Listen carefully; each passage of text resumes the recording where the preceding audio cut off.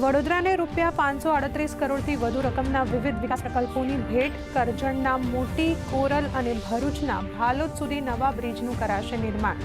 મુસાફરીનું અંતર 40માંથી ઘટીને 3 કિલોમીટર થશે.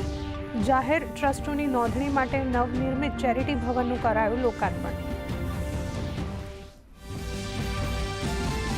વડોદરા શહેરમાં પોલીસ વિભાગના વિવિધ પ્રકલ્પોના શુભારંભ વખતે નાયબ મુખ્યમંત્રીએ કહ્યું, રાજ્યની 51 નગરપાલિકાઓ અને 79 આંતરરાજ્ય ચેકપોસ્ટને 12,000 હાઈટેક કેમેરાથી કરાશે સજ્જ. ગુનાખોરીને ડામવામાં મળશે મદદ. નાયબ મુખ્યમંત્રીએ ગુનેગારોને આપ્યા કડક શબ્દોમાં સંદેશ.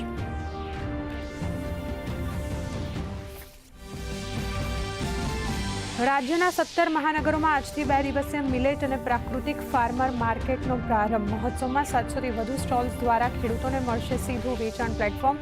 રાજ્યના નાગરિકોને શ્રી અન્નનો ઉપયોગ વધારીને તંદુરસ્ત ગુજરાતના નિર્માણમાં સહભાગી થવા મુખ્યમંત્રીનું આહવાન.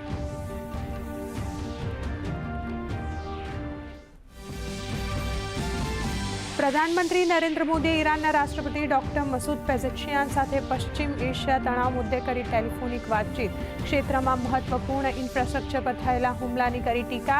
શિપિંગ માર્ગોને ખુલ્લા અને સુરક્ષિત રાખવાની સુનિશ્ચિતતા પર આપ્યો ભાર.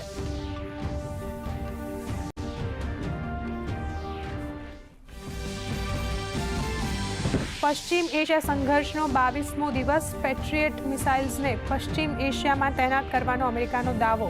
તો ઈરાને વિશ્વના પર્યટન સ્થળો પર હુમલાની આપી ધમકી.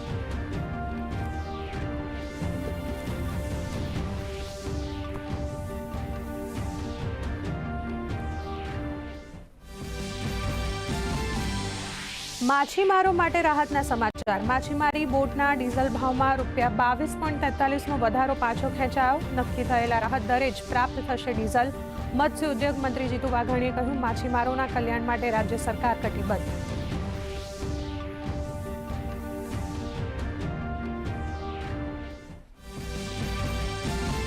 ખેડૂતોને કમોસમી વરસાદથી થયેલા પાક નુકસાન માટે જલ્દીથી મળશે સહાય. કૃષિમંત્રી જીતુ વાઘાણીએ કહ્યું, તંત્ર દ્વારા પ્રાથમિક સર્વેની કામગીરી પ્રગતિમાં.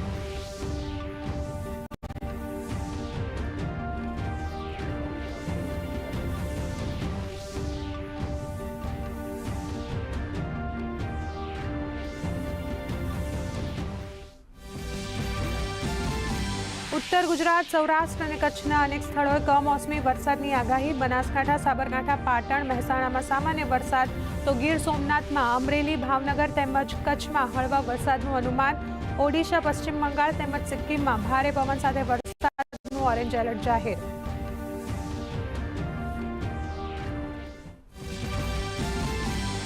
આજે આંતરરાષ્ટ્રીય વન દિવસ. આ દિવસનો ઉદ્દેશ વનોના મહત્વ વિશે જાગૃતિ ફેલાવવાનો. વર્ષ 2026 માટેની થીમ છે જંગલો અને અર્થતંત્ર. ગુજરાતમાં 44 કરોડ વૃક્ષોનું આવરણ.